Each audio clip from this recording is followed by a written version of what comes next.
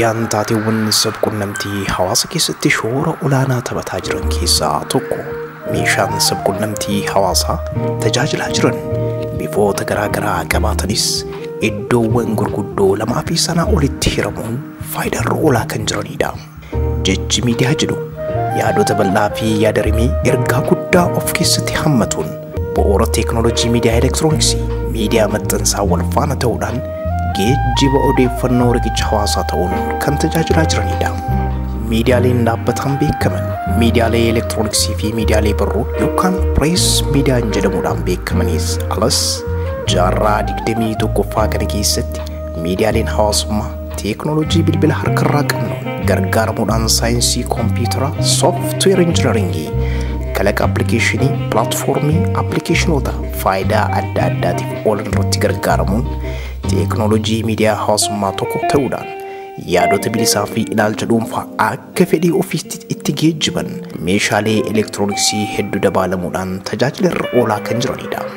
Miidiyaan hawaasummaa fudhatamummaan isaa miidiyaalee jiranii ol jaalatamummaa akka argataa dhufe qorannoowwan guddina miidiyaa irratti hojjetan nuuf gaboomsu.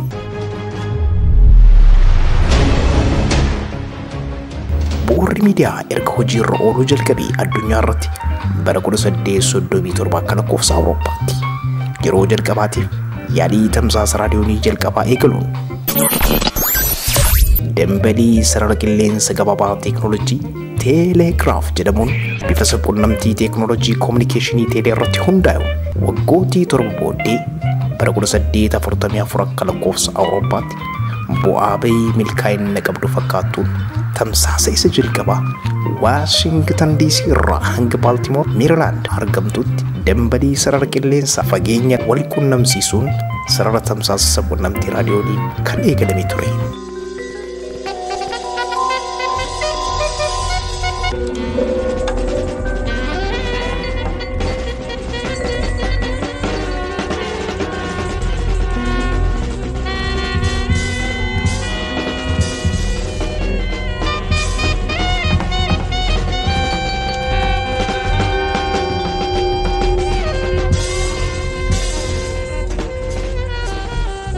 Tamsaasni raadiyoonii isa jalqabaa teelegiraaf jedhamu kunis kiiloomeetiroota 64 fageenya qabu yaalii raadiyoonii sagaleessa qabduun tajaajila sabquunnamtii miidiyaa yaalii isa jalqabaa odeeffannoo wal jijjiiruun tajaajila waraanaatiif akka oolaa ture seenaan maddeen odeeffannoo haqa qabeessa irraa arganne kitibaa seenaa galmeen ni odeessu.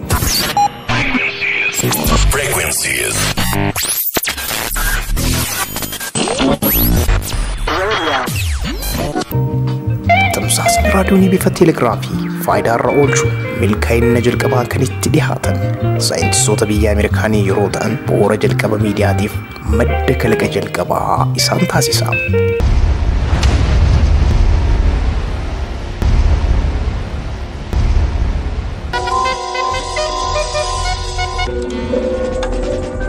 Adeemsa waggoota baay'ee booddee guddina teeknooloojii miidiyaan kun dhawaataan jijjiiramaa fi guddina mul'isaa dhufuu ta'us jijjiiramaaf guddinni isaa waliin wal qabatee faayidaa garaagaraaf kan oolaa turedha. Jalqabbiin tamsaasa raadiyoonii erga kalaqamee waggoota bacaa booddee Awurooppaa hanga Ameerikaaniitti bara 1966 akka lakkoofsa Awurooppaa sarara dambalii sabquunnamtii raadiyoonii kana diriirsuudhaaf guddisuuf tajaajila sabquunnamtii hawaasummaa itti fayyadamaa akka turanis seenaan barraa'ee ni ifoomsa. Eeyyen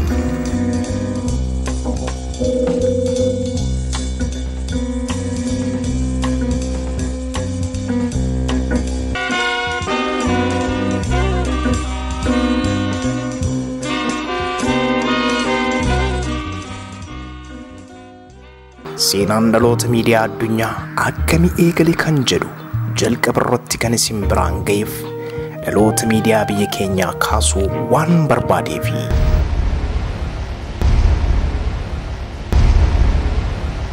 dhaloonni miidiyaa Oromoo guddina afaan Oromootiif jijjiirama tooftaa siyaasaa gama miidiyaan jiru dhalachuu miidiyaa keenyaaf faayidaan inni oole yookaan buuse maal fakkaata? Guddinaaf dhaloota miidiyaa biyya keenyaa jalqabbii miidiyaa Oromoo akkam ture? dhaloota miidiyaa Oromoo akkamitti jalqabame? Sadarkaan miidiyaa Oromoo maalirratti argama? Tamsaasni raadiyoonii afaan Oromoo eessattii fi yoom eegale? Guddina afaanii fi seenaa hogbarruu keenya gama rakkoo siyaasaan jiru dhalachuu miidiyaa Oromoo bu'aan inni buuse hawaasa Oromootiif jira. Hawaasa keenya keessattis shoora miidiyaaleen Oromoo gama siyaasaa fi ilaalcha jijjiirama hawaasa keenya keessatti tokkummeessuu irratti hojjetan maal fakkaata?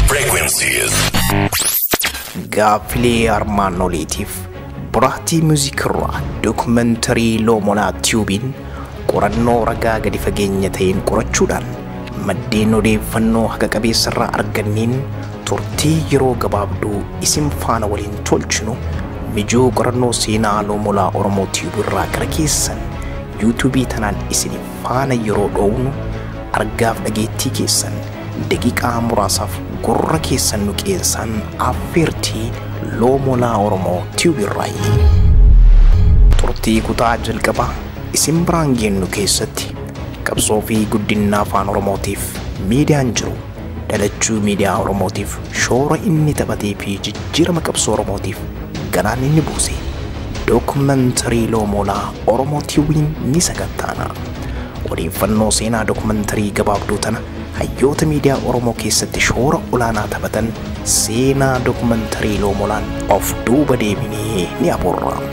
Hanga xumura qorfii kiyyaatti nafaana imaluun seenaawwan ejjetii Oromoo hedduu hin dubbataminiif dhokatanii aburree simbiraan akka geettuuf like, share, subscribe tolchuun Loomoolaa Oromoo Tiyuubii hanga xumura qorfii kiyyaatti nafaana imaluun simbiraan akka geettuuf like, share, subscribe tolchuun Loomoolaa Oromoo Tiyuub waliin nu faana ce'a.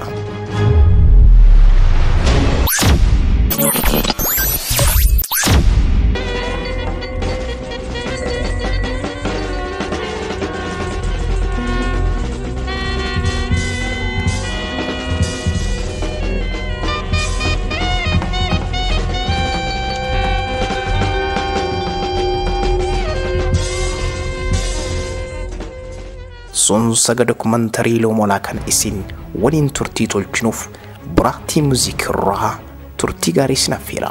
Loomoolaa Oromoo Tiyuubiin eeyyan qabsoof guddina afaan Oromoo gama miidiyaan jiru dhalachuun miidiyaa Oromoo tamsaasni inni jalqabaa akkam ture? Tamsaasni raadiyoonii biyyattii tanaa keessatti yogguu jalqabu hangafummaa umrii dheeraa kan dursu raadiyoonii ture. Bulchiinsa Minilik bara 1863 akka lakkoofsa Habashaatti dursa kan jalqabamedha. Jalqabbii bu'uura miidiyaa kanaa Habashootaatiin kan eegalame ta'us jalqabbii miidiyaa Oromootis taateewwan adda addaa keessa fuullayuun miidiyaa afaan Oromoo raadiyoon inni jalqabaa yeroo hayyama mootummaa Haayila Sillaasee irraa hin argatiniin durattis Xaaliyaanii yeroo biyyattii tana waggoota 5 bulchaa turte keessatti yaaliin tamsaasa raadiyoonii afaan Oromoo tamsaasu hayyama argachuuf akka taasifamee turedha. Galmeen seenaa kan dubbatu raadiyoonii guddina afaan Oromootiif bu'aa bayii seenaa qabsoo Oromootiif faayidaa dhalachuu miidiyaan Oromoo tamsaasa raadiyoonii jalqabaa yaalii taasifamaa ture irratti afaan Oromootiif bu'aa qabeessummaan isaa daran guddaa akka ta'e haala yeroo ammaa tanarraa hubachuun ni danda'ama. Sadarkaan guddina afaan Oromootiif jijjiirama gara qabsoo gaba miidiyaan jiru keessattis hubannoo siyaasaa hawaasa keenyaa kan daran jijjiiru akka danda'us ragaan qabatamaa yeroo dhihoo as shoora miidiyaa Oromoo qabsoo Oromoo keessatti taphatan waan hirraanfatamus miti. Ragaan arganne argaaf dhageettii miidiyaa kennaan taphataa jiru dhugaa lafarra jirtu kanuma nuuf dhugoomsa. Eeyyan jalqabbii hundeeffama miidiyaa Oromootti osoo hin ce'in kaataa miidiyaan biyya tanaa keessatti itti eegale seenaa barreeffama Habashootarraa barreeffamaan argadhetti isin biraan gayuun haa jalqabu. Dursa ragaan odeeffannoo tana yeroo seenaan seensarratti isin biraan gahu sirna mootummoolee abbaa irree nafxanyootaa hangam takka uummanni keenya akka boodatti harkifatuuf jaarraa 18ffaarraa eegalanii hundee irraan duratti hojjetaa akka turan hubachuudhaaf seenaa barreeffama miidiyaa isaanii irraa hubachuun dhugaa jirtu beekuuf seenaa isaanii akka hubannuuf nu taasisa. Eeyyan dhaloonni miidiyaa nafxanyoota bara mootummaa Haayile Sillaasee dura waggoota 50 hanga 40 mootummoolee Haayile Sillaasee irraa of duuba deebinee qorannoo seenaa dokumantarii loomolaan daqiiqaaf muraasaaf kitilaa seenaan hasagattaanu. Bara mootummaa bulchiinsa Minilik bara 1863 akka lakkoofsa Awurooppaa Press Media maxxansaa jalqabaa gaazexaa barruu mootummaa Xaaliyaaniin Siwiidishiin irraa hojiirra ooluu jalqabame. Kaayyoon barruu gaazexaa kanaas dhimma iccitii waraanaatiif odeeffannoo ooluu irratti dhimmoota akka iccitiitti faana dha'uun wal jijjiiraa hojjetaa turanidha. Seenaan kan dubbatu. Yeroo muraasa booddeenis afaan Amaaraatiif afaan Firaanch akka dabalataatti afaanota lameen kana dabaluun maxxansaan barruu tajaajila gama miidiyaan jiru guddina isaa tokko jedhee eegalee. Bara 1896 akka lakkoofsa Habashaatti masaraa mootummaa Minilikiif tajaajila kan kennu barruun harkaan barraa'u barreessaa yeroo sana mootichaaf nama barreessaa ture Dastaa Mitikee jedhamuun barraa'ee gargalchaa kaarbooniin barreeffamee mata duree moggaafamu maqaa yeroo sanii yaamamu gaazexaa የብሔር ድምፅ jedhuun hojjettoota mootummaatiif raabsuun tajaajila jalqabe. Waggoota 5 booddee bara 1901 gaazexaa jalqaba maashina maxxansu barruu maxxanfamaa tajaajilaa kan oolu bara itti jalqabeedha. Maxxansaan isa jalqabaas fulbaana 17 bara 1901 akka lakkoofsa Habashaatti afaan Amaaraatiin barruun gaazexaa mata duree moggaafama maqaa Amroo jedhamuun haala oduu biyyattii bifa gaazexeessummaa qabuun barraa'ee gabaaf dhiyaatuun dubbiftootaaf guddina saffisaa jedhamuun raabsamaa akka ture seenaan ni dubbata. Biyya bulchaa turanis iccitii miidiyaa bara sanaa faayidaa isaa hangam akka ta'e bu'aa qabeessummaa isaa waan hubatan fakkaata.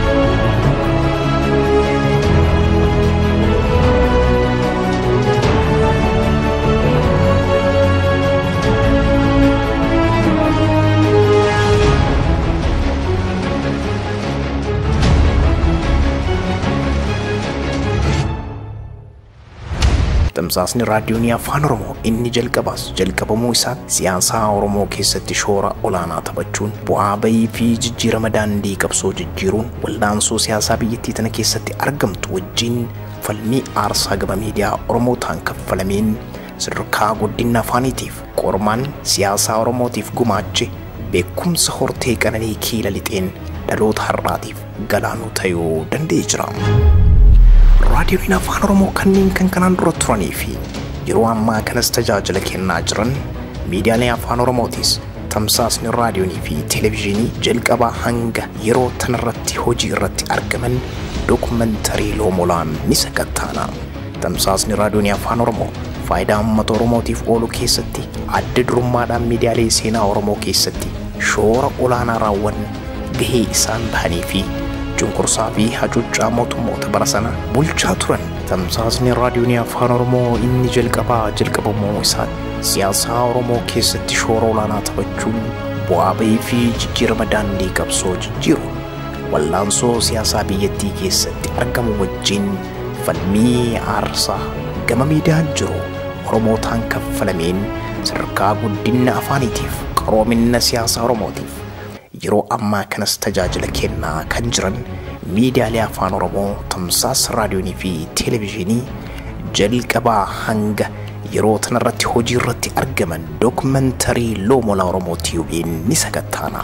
Tamsaasni raadiyoonii afaan Oromoo faayidaa uummata Oromootiif oolu keessatti adda durummaadhaan miidiyaalee seenaa Oromoo keessatti shoora olaanaa raawwan gahee isaan bahanii fi cunqursaa fi hacuuccaa mootummoota bara sana bulchaa turaniif gufuuf sakaallaa shira diinaa irra ooluun seenaa urjii galmeessisan. Tamsaasa raadiyoonii Oromoo isa jalqabaa hanga ammaatitti qabsoo uummata Oromootiif dhaloota hanga guddina tamsaasa raadiyoonii fi televiziyoonii gama press media barruu barreeffama gaazexaan jiran seenaa adeemsa qabsoo Oromoo irratti gahee isaan taphatanii fi dabarsaa turan bu'aa bahii isaan keessa dabarsan galmee seenaa dokumentari Loomola Oromoo TV'n geejjiba sarara qilleensa miidiyaan matima barreeffama seenaa miidiyaa Oromoon ni sunsurraan.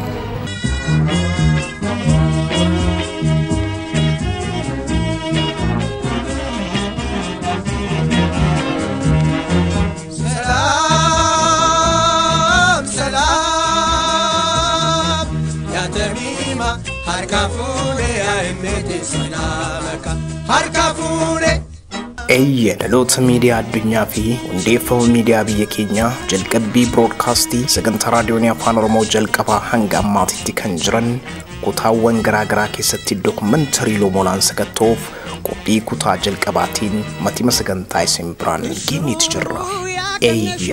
Taalammeessoo fi kutaawwan itti aantu keessatti citiiwwan gurguddoo seenaa Oromoo keessatti miidiyaan shoora inni taphate hayyootaas keessatti hundeeffama miidiyaa Oromootiif qooda olaanaa fudhatan bal'inaan kan sakattoota seenaawwan citii hedduun dubbatamaniif as keessattis ni aburamu. Taatti aantu dabaree kutaa tokkoffaadhaan bifa armaanooniin kan isin bira geenne sagantaawwan dokumentari itti fufaa nu faana ta'uun wal faana taanii dabaree dokumentari kutaa jalqabaa kanumaa yeroo goolabu kutaa itti aantu akka hordoftan isin affeera. Like, share, subscribe gochuun hunda keenya bira haa geettu.